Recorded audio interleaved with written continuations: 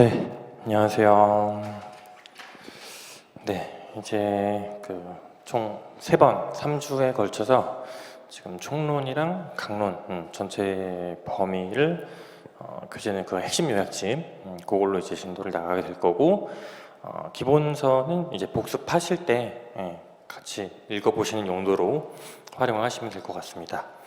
자, 그래서 다른 강의보다는 진도가 좀 많이 빠를 거예요. 많이 빠르는데 초반에는 뭐 깊이 있는 내용보다는 전체적인 틀을 갖추는 게 가장 중요하기 때문에 요걸 먼저 시작을 한다라고 생각하시면 될 것 같아요. 자, 그리고 어쨌든 지금 이제 조금 3주 반 정도 4주 정도 있으면 이제 시험장을 어쨌든 지금 다 들어가실 거잖아요. 들어가시는데 시험장 가서 특히 모든 과목을 다 풀 수는 없겠지만 이론을 이제 접근을 할 때 이제 전체적인 내용은 한번 훑어봤으니까 답안을 이제 어떻게 작성을 해야 되는지 그 구체적인 방법은 사실 문제풀이 시간에 좀 집중적으로 하긴 할 건데, 대략적으로 어떤 식으로 접근을 한다, 그거에 대한 틀은 좀 알아두시는 게 필요할 것 같아서 그 부분에 대한 내용도 같이 좀 진행을 하려고 합니다. 그래서 오늘은 이제 첫 번째 시간으로서 부동산 학개론에 대한 전체 내용을 이제 다 다루게 될 거예요. 그래서 일단은 답안 작성을 할 때 기본적인 요령 그런 것들에 대해서 먼저 설명을 드릴게요. 자,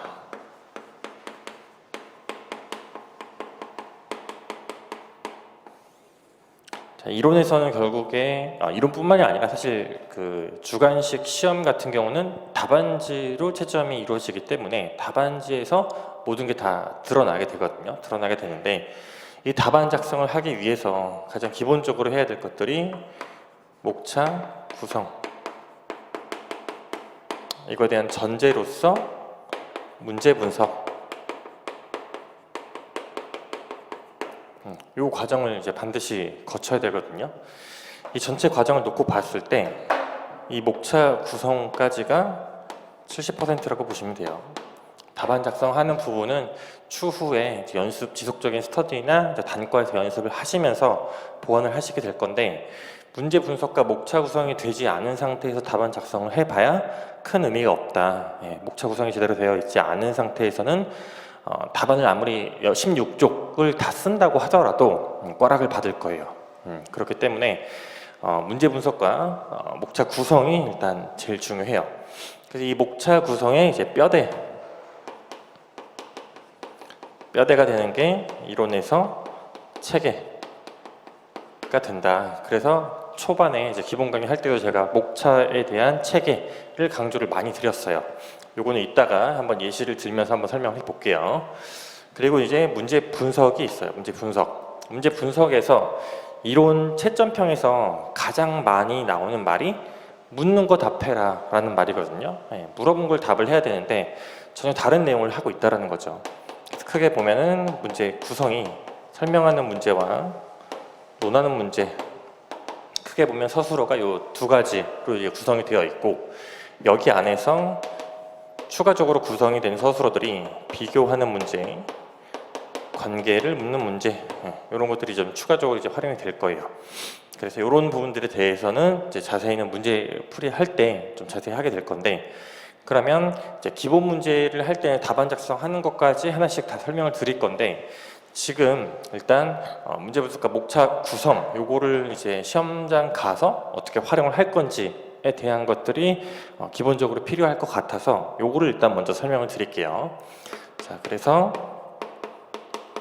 설명하는 문제는 자기 주관이 들어가면 안 돼요. 자기 주관이. 그래서 타당하다, 뭐 맞다, 올바르다, 틀리다 이런 식의 서술어가 들어가면 안 되겠죠. 그렇죠? 그래서 이 설명하는 문제는 가장 객관적으로 상대방이 이해하기 쉽게, 그게 가장 필수적인 형태고, 논하는 문제에 있어서가 이제 주장에 대한 것들이 들어가요. 근데 주장 자체가 맞고 틀리고 보다 중요한 거는 근거를 쓰는 게 중요하다. 근거. 그 논거를 어떤 거를 가지고 서술을 할 거냐. 약간 하울링이 지금 약간 들리죠 지금. 이건 이따가 좀 조절을 해달라고 하고, 근거를 잘 쓰는 게 중요하다. 설명하고 논하는 문제에 있어서 배점에 대한 구성을 이제 하셔야 되는데, 배점이라고 하는 거는 답안 작성, 우리 전체 문제를 보면 통상적으로는 자, 1번 문제가 40점, 20점, 10점, 10점 이런 형태로 이제 구성이 되어 있거든요. 전체 100점을 기준으로 했을 때 최근 트렌드를 보면은 여기 맞춰서 각각의 물음에 뭐 10점짜리나 15점, 뭐 많게는 20점 정도의 속물음 형태로 구성되는 형태로 최근에 출제가 많이 되고 있어요.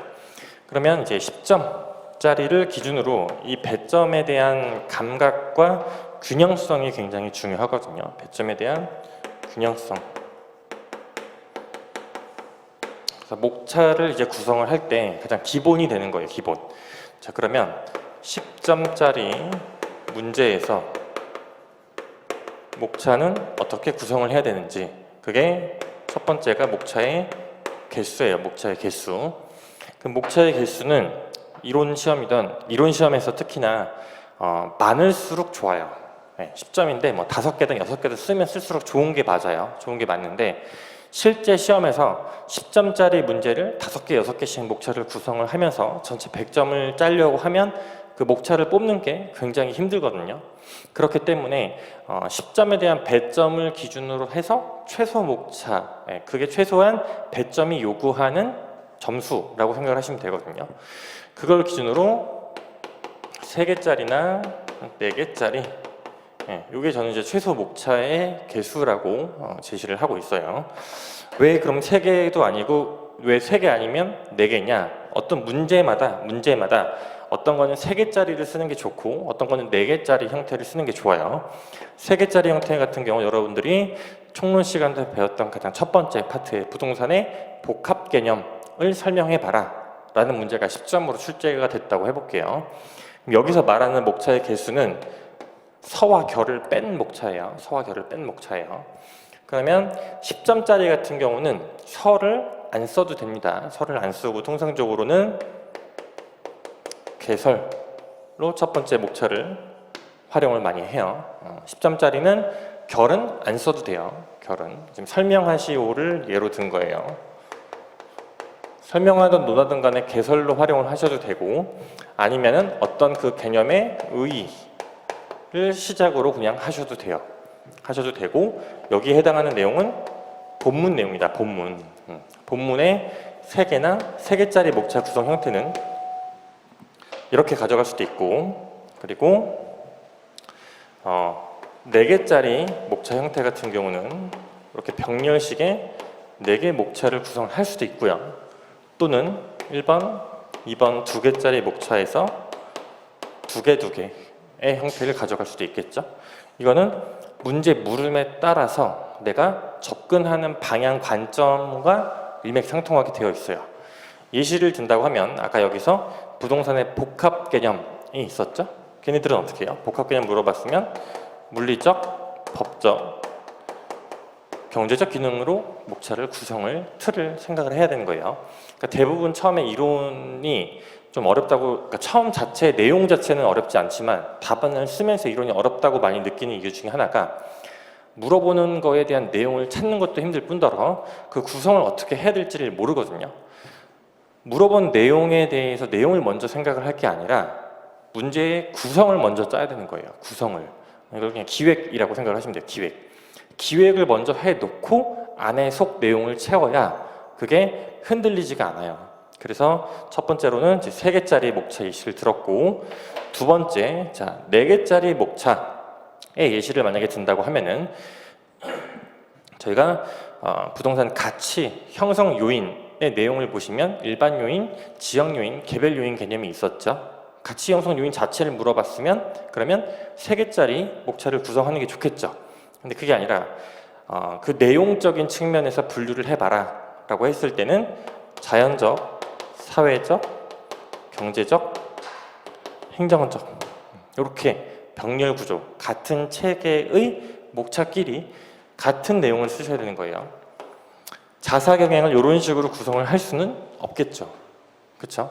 이게 제일 중요합니다. 그러면 이러한 형태는 예시를 든다고 하면 부동산의 특성을 설명해봐라 10점이라고 했을 때 단순히 고정성, 부중성, 영속성, 개별성만 썼으면 걔는 부동산의 특성을 제대로 쓴 게 아니죠. 네, 무슨 말이냐? 부동산의 특성을 물어봤으면 자연적 특성과 인문적 특성을 모두 설명을 해야겠죠. 그렇죠? 그래서 요 지금 목차에 대한 개념들은 목차가 머릿속에 어느 정도 들어가 있어야 얘네들을 일단 구성을, 기획을 할 수가 있게 되겠죠. 그래서 목차가 중요한 거예요. 그럼 자연적 특성 중에서 자연적 특성에서 배운 것들은 여러분들이 4가지를 배웠어요. 기본적으로 고부, 영계에 대한 내용이죠. 걔네들을 10점이기 때문에 2개 이게 배점의 균형성이에요. 균형성. 내가 아는 거를 다 쓰는 게 아니라 물어본 게 특성을 빠짐없이 보여줘야 되는 거기 때문에 얘와 얘를 균형 있게 써야 된다. 균형성이라는 말은 이 의미예요. 네. 자연적 특성을 3개 쓰고 인문적 특성을 1개 쓰는 건 균형성에 맞지 않는다는 얘기예요. 그렇죠? 이거는 문제마다 조금씩 달라지긴 하는데 일반적인 공통적인 기준을 먼저 말씀드리는 거예요. 그럼 자연적 특성에서 내가 4가지를 쓰려고 하는데 예시를 들어볼게요.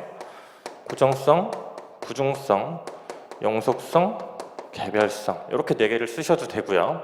그죠? 아니면 나는 고정성과 개별성만 보여주고 싶다 해도 틀린 게 아니라고요. 그렇죠? 이문적 그러면 특성에서 그러면 우리가 용도의 다양성, 병화, 분할, 합병의 가능성, 그 다음에 사회적, 경쟁적, 행정적 위치의 가변성 얘기가 있겠죠. 그렇죠? 그 중에 3개 중에 2개만 골라 쓰셔도 된다고요. 3가지를 다 보여주고 싶다. 그러면 얘도 3개를 써야 돼요. 그죠? 그러니까 2개, 3개 정도의 균형은 사실 괜찮긴 해요. 괜찮긴 한데 기왕이면 초반에 공부를 하실 때 이렇게 목차의 균형을 맞추라는 얘기는 목차의 개수를 최대한 일치시키자. 간혹 어떤 틀에 있어서는 이런 거는 만약에 같이 물어봤으면 얘는 3개, 얘는 4개 정도가 되겠죠? 그렇죠? 1개 정도는 괜찮아요. 1개 정도 차이 나는 거는. 근데 얘를 3개 쓰고 얘를 목차를 6개 썼다. 물어본 게 동일한데 이렇게 3개 쓰고 6개 썼다. 내가 6개를 썼다고 더 많은 점수를 절대 받을 수 없어요. 절대 더 받는 게 아니에요. 오히려 얘가 6개에 해당하는 내용이 있는데 얘를 그만큼 안 쓴 거니까 감점이에요. 네, 그걸 조심하셔야 돼요. 그걸. 그래서 물어본 내용이 뭔지를 파악을 하는 게 제일 핵심인데 목차에 대한 개수가 그래서 개수가 첫 번째로 3개냐 4개짜리냐 요거를 먼저 구성하고 그 안에서 내가 내용을 짜집게 하는 거다라고 일단 인식을 하셔야 됩니다. 자, 그러면 목차 개수는 이렇게 일단 접근을 한다고 치고 문제마다 조금씩 나중에 바뀌는 변형에 대한 내용은 나중에 자세히 보고요. 그리고 나서 그러면 지금 처음에 이제 문제 분석에서 설명하는 문제에서 물어본 거 물음에 답하라 이게 핵심이라고 그랬었잖아요. 그렇죠? 자, 똑같은 문제예요. 부동산의 복합 개념을 설명하라 10점이라고 물어봤어요. 그죠? 그럼 목차 구성을 처음에 어떻게 한다고요? 그쵸? 초반에 로마자 1에는 개설, 로마자 2가 물어본 거를 목차로 잡으시면 돼요. 물어본 거는 되게 통상적으로는 그 문제의 물음의 목적어예요. 목적어. 물어본 건 복합 개념이죠. 여기서 3가지를 잡는 거죠. 그죠? 물리적 개념이 있고 법적 개념이 있고 경제적 개념이 있다. 이렇게 하면 끝이에요. 자, 그럼 여기서 하나 추가로 목차 개수가 3개와 4개일 때 목차 1개, 자, 3개짜리를 기준으로 하게 되면 목차 하나에 해당 내용의 줄수가 있겠죠? 줄수. 네, 목차 하나당 6줄에서 7줄, 좀 많이 쓰면 8줄 정도. 이 정도를 쓰는 양이 평균이에요. 평균. 이렇게 하게 되면 답안지를 기준으로 봤을 때 1페이지, 2페이지라고 했을 때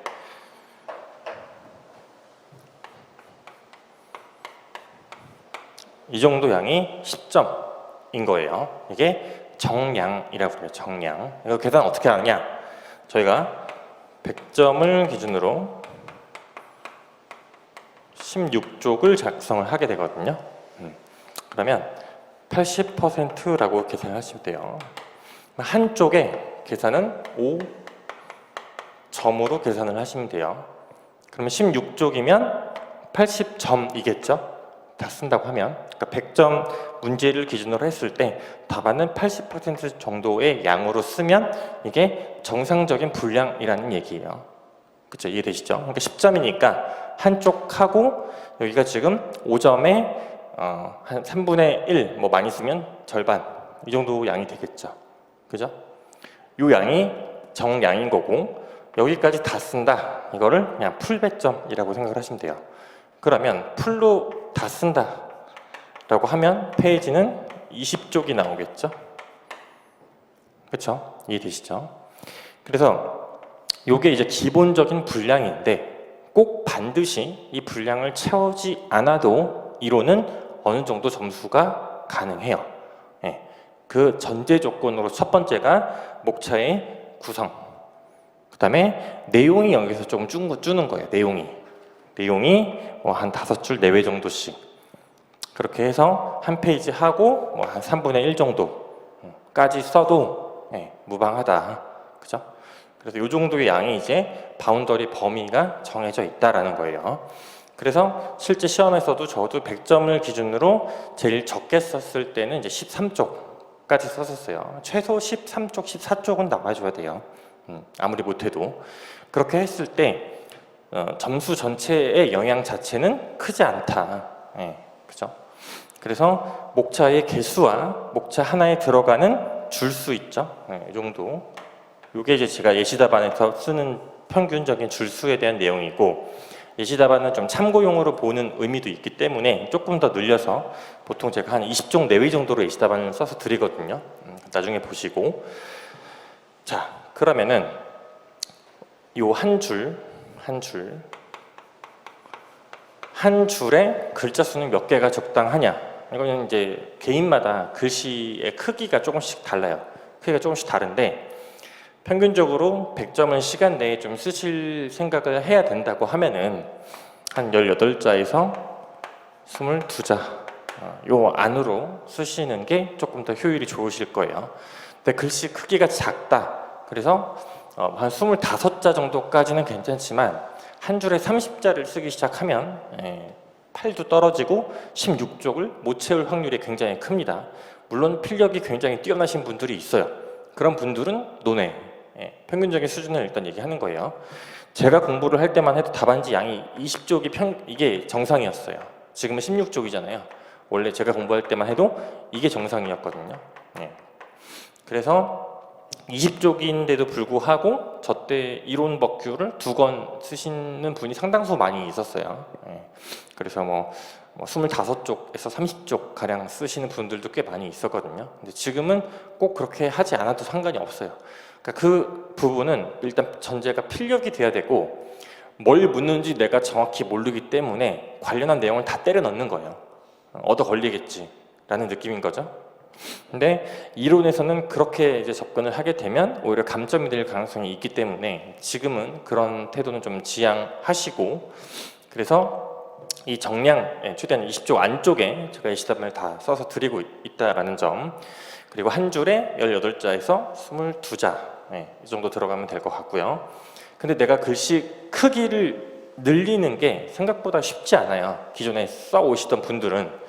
그런 경우라면 답안을 기준으로 했을 때 여기 줄이 있죠? 여기 줄이 있고 형식을 먼저 잡아 드릴게요. 자, 로마자는 최대한 왼쪽에 붙여 쓰세요. 최대한 붙여서. 그리고 목차와 이 로마자 표시한 거는 저는 붙여 쓰라고 추천을 드리거든요. 그 이유는 목차와 내용을 구분하기 위해서예요. 이 아라비아 목차를 쓰고 이 점선 바깥쪽으로 해서 이렇게 쓰시는 분들도 있어요. 예, 이건 뭐 정답이 있는 건 아니에요. 저는 목차를 쓰고 여기다 붙였습니다. 예, 붙여 쓰는 이유는 자, 요 정도의 점선 공간이 있잖아요. 예, 내용을 쓸 때는 요 정도의 임의의 선을 그어 놓고 여기서부터 씁니다.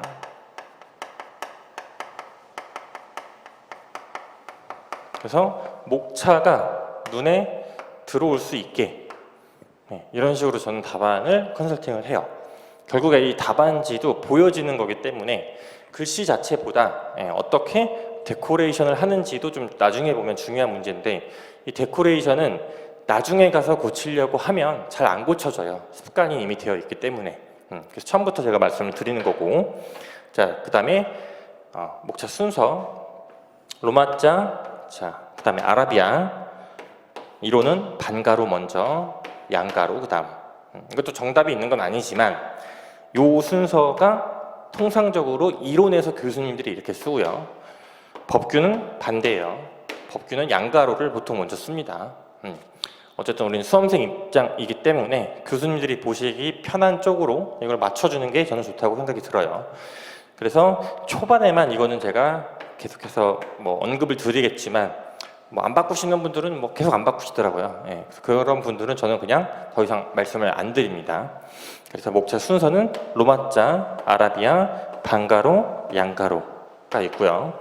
그 안에 들어가면 뭐 넘버링까지 있긴 한데 요거까지는 이론에서 잘 안 나와요. 잘 안 나오고, 그 다음에 답안 내용 안에다가 넘버링 표시를 하는 분들도 꽤 있는데 저는 이거는 추천은 하지 않습니다. 예, 왜냐면 채점평에 나오는 말이 있어서 그런 거예요. 채점평에 뭐라고 나왔냐, 이 서술식 논술형 답안은 개조식 답안이 아니다, 대학생 리포트가 아니다 라는 얘기예요.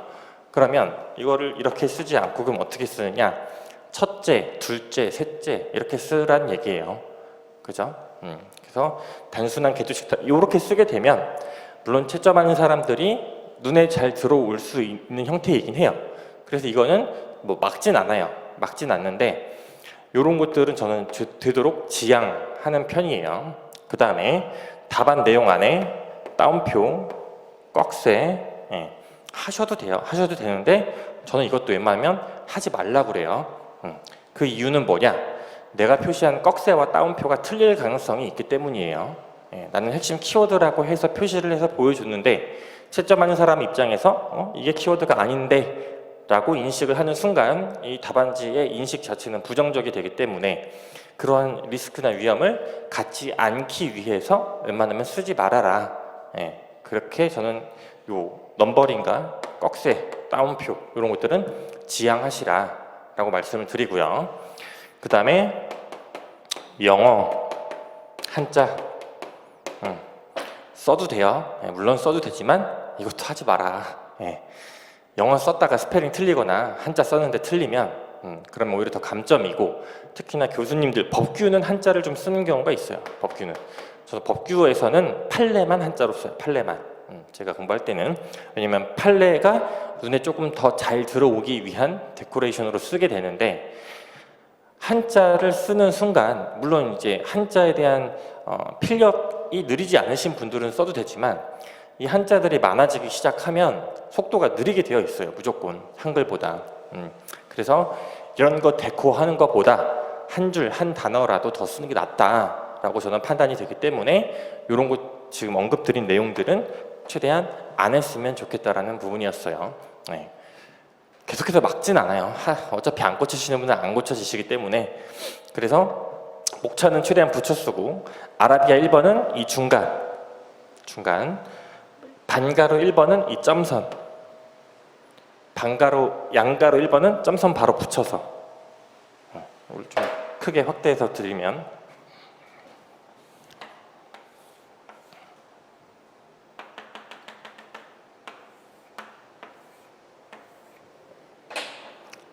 자, 최대한 왼쪽, 여기 이렇게 쓴다는 얘기예요. 자, 내용은 그럼 어디서부터? 이 공간만큼 임의의 선을 그어놓고, 그렇죠? 내용은 요 뒤에부터. 그 다음에 첫 칸 들여쓰기 하지 마세요. 들여쓰기 뭐 굳이 할 필요 없습니다. 예. 그래서 감정평가란 그래서 내용을 쓰고 목차와 내용이 분리되게 이 구조를 목차는 이쪽으로 내용은 이쪽으로 이거를 하기 위한 그냥 제 기본적인 형식이에요. 이 형식은 제가 수험생 할 때부터 이제 했던 건데 다른 뭐 제가 이제 수험생 시절에 강사이셨던 분들이나 그다음에 뭐 최고답안 이런 것도 나왔을 때 형식적인 측면에서는 다 좋다는 얘기를 들었던 형식이거든요. 그래서 이런 거는 한번 참고를 해 보시면 좋고요. 자, 그다음에 내용 쓰실 때 글씨가 중요한 게 아니라 일정하게 쓰는 게 중요합니다. 일정하게. 내가 글씨가 악필이다. 본인이 이제 글씨가 좀 안 좋은데 어떻게 해요? 라는 질문을 초반에 생각보다 많이 받거든요. 가져와 보면 생각보다 그렇게 악필이 아니에요. 그거보다 심한 거를 제가 워낙 많이 봤기 때문에 그래도 합격하는 사람은 다 합격을 합니다. 글씨 자체가 그러면 점수에 영향이 있느냐? 이 말 자체는 틀린 거예요. 그러니까 글씨 자체는 점수에 영향이 없지만 채점하는 사람 입장에서 봤을 때 글씨를 못 알아보니까 점수가 안 나올 수 있죠. 그렇죠? 나는 썼다고 썼지만 그게 채점하는 사람 입장에서 안 읽히면 안 쓴 거란 말이에요. 그렇죠? 그래서 일정하게 쓰는 게 중요하고요. 일정하게. 글씨가 처음부터 악필인 사람은 처음부터 요 감정평가란 토지 등의 하면서 요 간격들 있죠? 자간이라고 하죠. 이런 것들을 조금 크게 띄우거나 글씨 간의 간격 이런 것들을 조금 여유 있게 두시고 하시면 보기에는 깔끔합니다. 그러니까 읽힐 수 있게만 준비를 하시면 돼요. 그죠? 이게 제일 중요한 내용입니다. 그래서 답안의 형식은 이런 식으로 이제 생각을 하시면 되고, 자 그러면 이제 배점이 올라갔을 때를 생각을 해 보시면 20점이면 10점이 3개에서 4개였죠? 그죠? 곱하기 2 하면 되겠죠? 6개에서 8개. 그렇죠? 30점이면 곱하기 3 하면 되죠? 9개에서 12개, 4 하면은 12개에서 16개의 목차가 나오게 되겠죠? 그렇죠? 자, 그럼 15점이면 1개 정도 추가하시면 돼요. 4개. 그렇죠? 25점이다. 그러면 여기서 1개씩 추가하시면 돼요. 7개에서 9개. 그렇죠? 이 형태는 이제 몇 번 나왔어요. 그 다음에 5점짜리 문제도 간혹 있는데 5점짜리는 2개 정도 목차 활용하시면 된다. 2개. 1개면 너무 작기 때문에 5점은 본문이 하나만 있으면 좀 부실한 느낌을 주기 때문에 5점은 최소 목차가 이제 2개 정도. 근데 배점이 5점임에도 불구하고 뭐 3개, 4개 목차를 쓰시는 분들도 있어요. 그거 자체는 사실 틀린 게 아니에요. 틀린 게 아닌데 5점짜리를 3개, 4개 쓰고 나면 나머지 15점짜리는 어떻게 쓸 거예요? 내가 최소 목차가 4개인데 5점을 목차를 4개 썼어요. 15점이면 최소 한 8개는 써야 되잖아요. 그렇죠? 그러니까 목차를 뽑아내기가 힘든 부분이 있기 때문에 최소 목차의 개수를 기준으로 지금 먼저 설명을 드린 거예요. 그렇죠?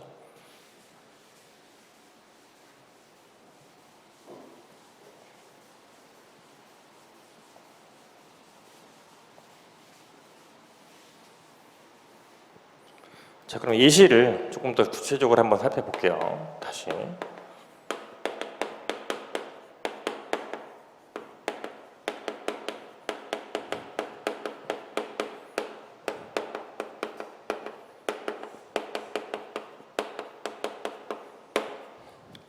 자, 설명하시오. 배점이 10점이다. 그러면 첫 번째 목차 개설, 두 번째 복합 개념, 물리적, 법적, 이렇게 이제 그 목차를 구성하면 된다고 했었죠. 근데 복합 개념이 이 목차의 구성을 어떻게 하는지 모르면 당연히 못 쓰겠죠. 그렇죠? 그래서 이게 기본 문제는 다 이런 식이에요. 총론이나 강론이나. 자, 이런 식으로 일단 구성이 되고요. 자, 그러면 배점이 이제 15점이다. 자, 15점부터는 결도 쓰십니다. 결도. 그 다음에 설명하는 문제가 있죠. 문제 분석을 할 때, 요건 나중에 문제 할 때 자세히 할 건데, 서술어가 첫 번째 배점의 기준이에요. 다시 한번. 배점이 아까 균형성이 중요하다고 했었잖아요. 첫 번째가 서술어, 두 번째가 목적어, 세 번째가 주어예요. 요 순서로 목차의 큰 배점을 먼저 잡고 하나씩 소목차로 가는 거예요. 이거부터 예시를 들을게요. 이거부터. 자, 부동산의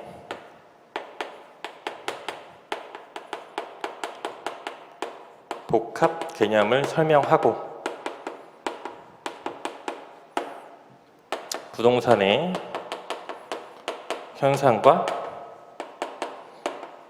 활동에 대해 설명하시오.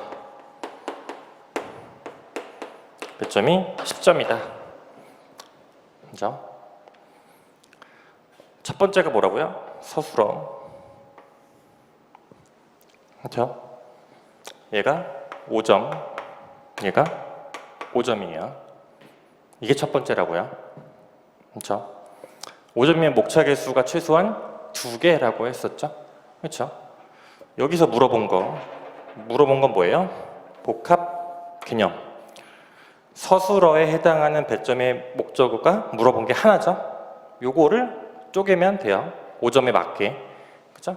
얘를 2개를 잡아야겠죠? 그쵸? 자, 여기 설명하는 거는 물어본 게 뭐예요? 현상과 활동이죠? 목적어가 2개예요. 그쵸? 얘 하나 잡아야 되는 거예요. 그쵸? 이해되시죠? 그러면 여기서 설명하고 설명하는 거라고 했으니까 여기 앞에 목차는 2번, 얘가 3번이 되겠죠? 로마자 1번은 개설이겠죠? 로마자 2의 제목은 복합개념, 로마자 3번의 제목은 부동산 현상과 활동. 이는 제목이 이미 현상, 활동이 정해져 있죠? 그쵸? 이건 고민할 게 아닌 거예요. 여기에 목차를 이제 뭘로 구성할지를 고민을 해야겠죠? 그쵸? 자, 다시 보세요. 그래서 이걸로 갔다가 갈게요.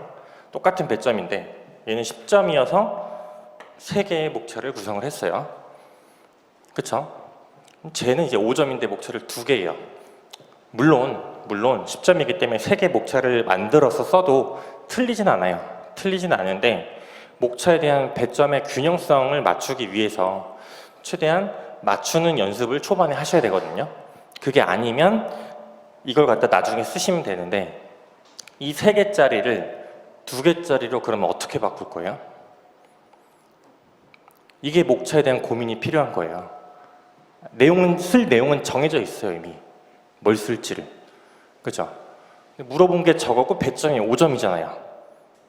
이걸 이제 어떻게 처리할 건지. 첫 번째, 복합 개념의 의의, 복합 개념의 종류라고 쓰면 되겠죠? 요게 이해가 돼야 돼요. 요게 문제 분석을 하고 목차를 나중에 어떻게 구성하는지에 대한 기본입니다. 개념을 물어봤을 때 목차를 제가 어떻게 한다고 그랬어요? 크게 의의와 내용이라고 했었고 내용 안에 근거, 취지, 목적, 종류, 기능, 절차, 분석 다 된다고 그랬죠? 이거의 제목을 뭘로 잡은 거예요? 종류로 잡은 거잖아요. 그렇죠? 저게 돼야 돼요. 저게. 그죠? 그래서 목차가 중요한 거고 그 체계를 가지고 내가 목차를 늘렸다가 쪼갰다가 합쳤다가가 자유로워야 저게 돼요. 그죠? 자, 그러면 요거를 다시 그러면 이번에 늘려보는 거예요. 배점이 15점이죠. 15점. 첫 번째 개설이 아니라, 자, 요것도 제가 뭐 처음에만 터치를 할 거예요. 설명하는 문제는 서설과 결어라고 씁니다. 서설과 결어라고 쓰고요. 논하는 문제는 서론과 결론이라고 씁니다. 설명하고 논하시오라고 물어봤으면, 논하는 게 하나만 들어가 있으면 다 서론 결론이에요. 그쵸? 근데 그냥 서결로 쓰시는 분들이 대다수인데 뭐 크게 뭐 차이는 없을 것 같아서, 근데 이게 가장 글쓰기 기본이에요. 예, 중학교에 나오는 거예요. 중학교에. 예. 그래서 이거를 저는 좀 지키려고 노력을 하는데, 어쨌든 그러면 첫 번째 점이 설명하는 거니까 설로 들어가야겠죠. 그렇죠? 그 다음에 본문, 복합 개념을 물어봤고, 여기서 목차가 10점에서 15점이니까 하나가 더 많아야 되겠죠. 그걸 이제 어떻게 처리할 건지. 세 번째 목차는 뭐겠어요? 결어예요. 이게 필요한 거야. 이게 얘를 4개의 목차를 구성을 할 때 어떻게 처리할 거냐. 4개 처리하는 방식은 아까 제가 2개도 있었지만, 물어본 게 복합 개념이죠. 그죠? 잘 보세요. 이건 나중에 연습할 거예요. 복합 개념의 의의, 복합 개념의 종류, 여기에 3개. 이렇게 한 목차가 4개가 되죠. 그렇죠? 물어본 게 뭐라고요? 물어본 게 요거다. 다시 말하면 물음에 대한 양이 많아야 돼요. 양이 많다라는 말은 목차가 많아야 된다. 뭐보다? 의의는 물어보지 않았죠, 직접적으로. 그렇죠? 물어보지 않은 내용보다 물어본 내용의 목차가 무조건 많아야 돼요. 그렇죠? 굉장히 중요한 내용입니다. 무슨 말이냐? 똑같은 문제를 복합 개념 설명하고 현상과 활동으로 만약에 답을 하라고 했을 때, 여기 지금 배점이 5점이죠? 그렇죠? 목차를 2개를 썼어요. 여기 안에 내용을 뭘 쓸 거예요? 의의는 들어가겠죠. 그죠? 그 의의만으로 6, 7줄이 차면 더 이상 말할 필요가 없는 거예요. 그게 배점의 조절이에요. 의의를 말했는데 6, 7줄이 안 차요. 그럼 뭔가 더 내용을 말해야죠. 그죠? 그때 활용할 수 있는 게 이 현상과 각각 활동의 체계 안에서 목차를 쓸 수 있는 것들이 뭐가 있었는지. 현상은 종류가 3개가 있었고 활동도 종류가 3개가 있었죠. 이러이러한 것들이 있다만 하면 6, 7줄이 차요. 그죠? 더 할 게 없는 거예요. 그런데 배점이 늘어나면 현상 종류가 이제 3개가 있으면 그 3개를 각각을 다시 설명을 해줘서 양을 늘리는 거고, 활동 3개가 있으면 소유거래 행정활동에 대한 각각의 의의를 설명하면서 양을 늘려야겠죠. 그죠? 양을 늘리고 줄이는 거의 핵심적인 게 의의란 말이에요. 그렇죠? 그래서 의의와 목차를 제가 처음부터 계속 강조를 했던 이유예요. 이게 의의와 목차만 알아도 웬만큼 답은 쓸 수 있어요. 그렇죠? 근데 이 목차를 구성하고 기획하는 게 안 되면 전혀 다른 양상이 나타난다고요. 예를 들면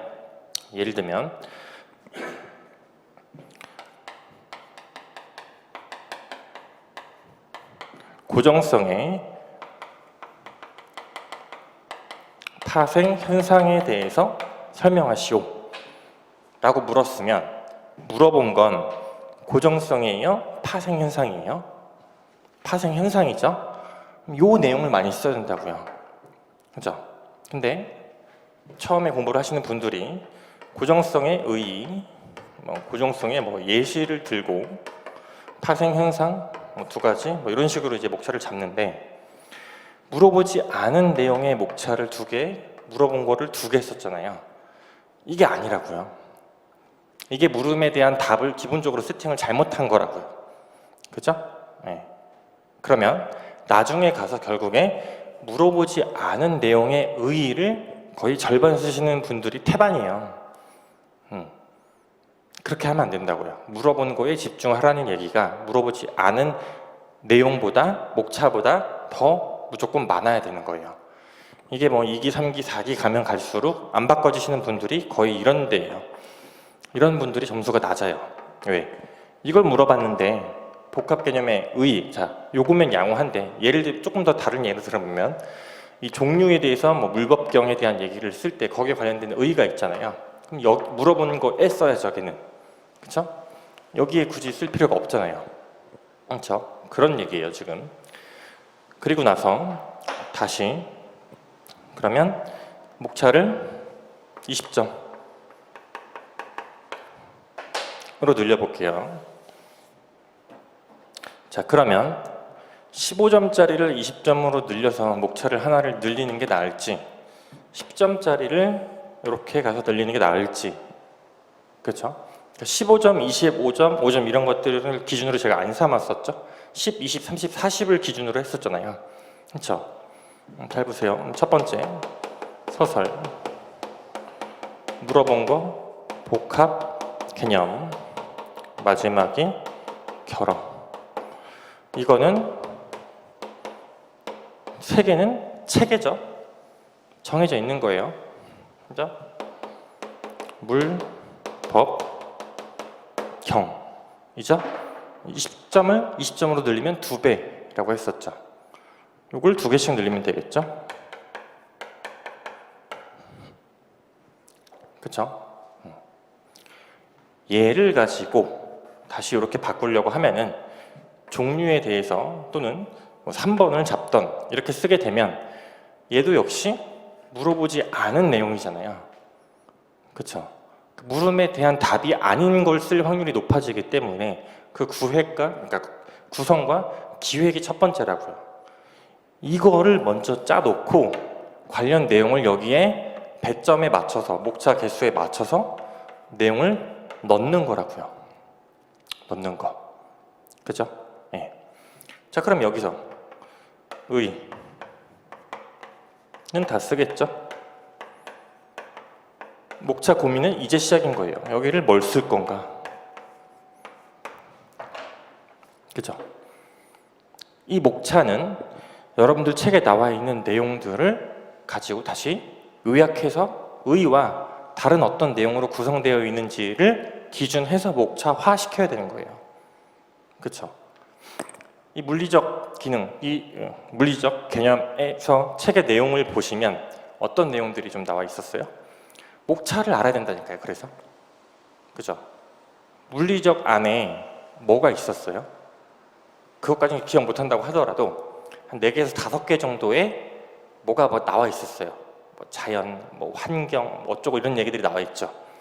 그거를 묶어서 뭐라고 표현해야 돼요, 그러면? 종류죠. 그쵸? 그걸 할 줄 알아야 된다고요. 그거를. 그게 핵심이다. 그리고 또는 종류라고 하셔도 되고 아니면 그 종류라는 표현을 내가 지금 정확히 잘 모른다고 했을 때 설명하는 문제의 양을 늘리는 대표적인 목차는 예시입니다. 예시. 의와 예시. 의, 예시. 의, 예시. 의, 종류, 의, 종류, 의, 종류. 이 목차를 생각할 줄 알아야 이걸 처리가 돼요. 이거를 처음부터 생각을 하기 힘들어요.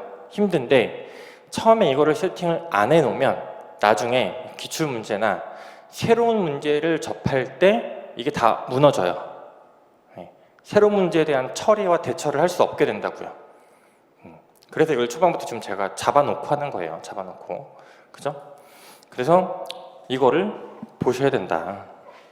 자, 그러면 핵심 요약집이 있고 이거 화면에 나와 있는 내용들은 그 저희 기본 강의 때 다 했던 차들이에요.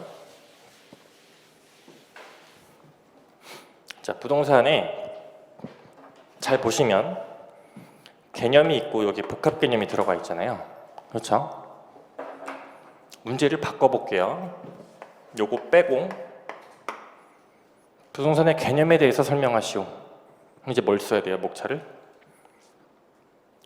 의, 특성, 종류 또는 분류 이렇게 써야겠죠? 그죠? 부동산의 개념을 물었는데 복합 개념의 물법경만 설명하고 있으면 안 되겠죠. 그쵸? 그래서 체계가 중요한 거라고요. 체계가, 목차가. 그죠? 문제에서 뭘 물었는지에 따라서 안에 내용들이 접근하는 게 그 하위 목차이냐, 상위 목차이냐, 병렬 관계의 목차이냐를 가지고 문제 구성을, 목차 구성을 해야 된다고요. 이게 제일 중요해요. 이게 안 돼서 과외 받고 그러거든요. 초반에. 이게 제일 중요합니다. 자, 그래서 자, 핵심 요약집 6쪽을 먼저 한번 볼게요. 6쪽을 보시면 부동산의 복합 개념이라고 나와 있죠. 복합 개념 아라비아 1번이고 그럼 1.1에는 지금 개요라고 나와 있죠. 이런 거는 안 써도 되는 거죠. 문제에서 물어본 거에 따라서 이거는 이 개요 또는 개설 이런 데 나와 있는 부분은 나중에 답안 쓸 때 어떻게 활용하시냐면은 서에다가 활용하시면 돼요. 서 쓰는 법도 나중에 제가 할 건데 보통 이 통상적인 전체 개념을 한 번에 처리를 할 때는 서설이나 서론에 활용하시면 된다. 자, 그러면 물리적 개념이 있고 물리적, 경제적, 법률적 개념, 그 다음에 하나 더 들어간 게 사회적 개념 이렇게 들어가 있죠. 그죠? 사회적 개념은 제가 기본 강의 때도 설명드렸지만 얘는 통상적인 건 아니다. 쓸 수도 있고 안 쓸 수도 있다. 물법경이 중요하다라고 했었죠. 개요에도 그래서 물법경만 들어가 있고요. 물리적 안에 다시 개요가 있고 자연, 공간, 환경, 위치가 있죠. 네 가지가 있었고 개요를 잘 보시면 물리적 개념 그 자체에 대한 의의예요. 결국에. 그렇죠? 그러니까 크게 보면 다 의의와 내용이에요. 그 내용에 종류가 들어갈 수도 있고 특징이 들어갈 수도 있고 근거가 들어갈 수도 있는 거죠. 그렇죠? 그러면 여러분들이 머릿속에 기억하셔야 될 거는 그 종류, 특징, 기능 이 제목들을 지금 다 기억을 해 놓으셔야 된다는 얘기예요. 세부적인 내용 암기는 그 다음 문제고 이것도 이제 예시를 만약에 든다고 하면 요리하는 거랑 똑같다고 제가 설명을 많이 드리거든요. 김치찌개를 한번 예로 들어볼게요. 김치찌개를 이제 김치찌개의 개념에 대해서 물어봐라, 설명하시오 라고 했으면 김치찌개가 뭔지 일단 설명을 해야 될 거고 김치찌개에 들어가는 재료들이 있겠죠. 그렇죠? 재료의 종류들이 있을 거고 김치찌개를 끓이는 방법 얘기가 있겠죠. 그렇죠? 근데 예시를 이거로 들은 이유가 김치찌개를 끓이는 방법을 물었어요. 방법을 물었는데 뭘 쓰고 있냐? 김치찌개 재료에 대해서 쓰고 있다고요. 이게 무슨 말인지 이해되시나요? 그렇죠? 물어보는 게 방법이잖아요. 그럼 요걸 써야지. 재료가 뭐 소금이 얼마큼 들어가고 뭐 이런 얘기를 쓸 게 아니잖아요. 그렇죠? 네. 그게 이제 이론에서 문제 분석의 핵심이에요. 그렇죠? 그래서 물법경이 있고 각각의 종류 목차들이 물리적이 4개가 있고 이 4개를 합쳐서 뭐라고 부를 수 있다? 종류라고 부를 수 있다. 그렇죠? 이런 거는 뭐 책에 안 나오는 개념이잖아요. 그렇죠? 묶어서 표현할 줄 아는 게 중요한 거예요. 그다음에 경제적 개념의 종류가 6가지가 있죠. 그렇죠? 법률적 개념은 2가지가 있고요. 협의와 강의. 자, 부동산의 특성 보시면 개요가 있고 토지가 있고 그다음에 2.3에 가서 보시면 건물이 있죠. 책은 항상 이렇게 보라고 말씀드렸었어요. 순서대로 읽는 게 아니라 같은 목차의 병렬 관계에 있는 애들을 먼저 읽고 걔네들을 잡아놓고 그 다음에 하위 목차로 들어가서 읽어라 라고 말씀드렸죠. 토지 안에 다시 고정성부터 나오기 시작하면 안 되죠. 자연적, 인문적이 나오는 거라고요. 자연적, 인문적이 나오고 자연적 안에 고부 연계가 있다. 그죠? 여기서 보시면 고정성의 목차가 2개가 들어가 있죠. 첫 번째가 개념, 두 번째가 파생 현상이죠. 그러니까 고정성을 설명하라고 물어보면 여러분들이 쓰실 내용들이 의의와 파생 현상인 거예요. 그렇죠? 근데 만약에 고정성의 파생 현상에 대해서 지웠네. 고정성의 파생 현상에 대해서 설명하시오 라고 물어봤어요. 그러면 이제 배점이 만약에 10점이다. 목차를 3개를 최소한 생각을 해야 된다고 그랬죠. 고정성의 파생 현상 첫 번째가 고정성의 의의, 두 번째가 파생 현상에 소목차 반가로 1, 반가로 2가 들어가야겠죠. 그렇죠? 이해되시나요? 1번이 고정성의 의의, 2번이 파생 현상. 파생 현상을 물어봤으니까 여기에 목차가 하나라도 많아야 된다고요. 이렇게 아니면 뭐 3개까지 써도 되고, 아니면 3개나 4개를 쓸 수 있다고 했으니까. 그죠? 얘를 목차로 어떻게 잡을 건지가 고민이 필요하겠죠. 파생 현상이 뭐가 있는데, 파생 현상을 보시면 안에 내용에 이제 뭐 동선과의 구별, 임장 활동화, 정보 활동화, 지역 분석의 필요성, 정책 수립, 시장의 불안전성, 현상의 외부 효과성이 있어요. 그죠? 이거를 그러면 이제 다 외우려고 하면 힘들잖아요. 이거를 소위 말해서 이제 그룹화 시킨다고 하죠. 분류를, 이걸 또 묶을 줄 알아요. 덩어리들끼리.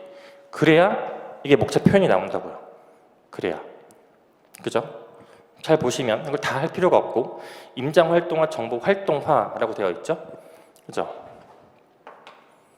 목차를 어떻게 표현해요? 활동화 시킨다. 그죠? 안에 속의 내용을 보지 않은 상태에서 활동이잖아요. 활동은 항상 뭐랑 같이 나왔어요? 부동산 현상과 나왔죠. 현상화는 뭐가 있다? 그죠?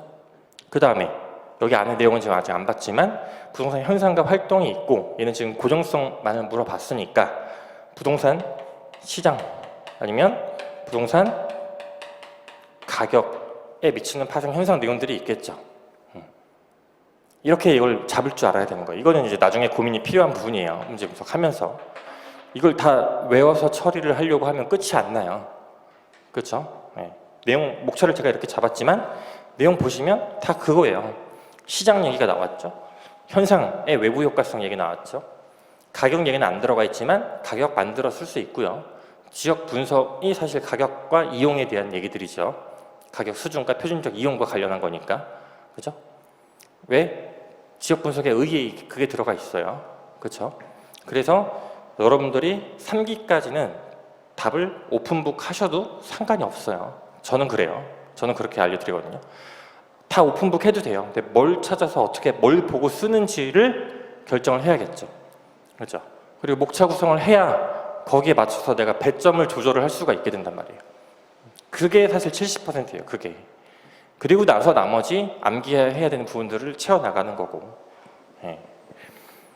됐죠? 여기까지 보시고 잠깐 쉬었다가 하겠습니다.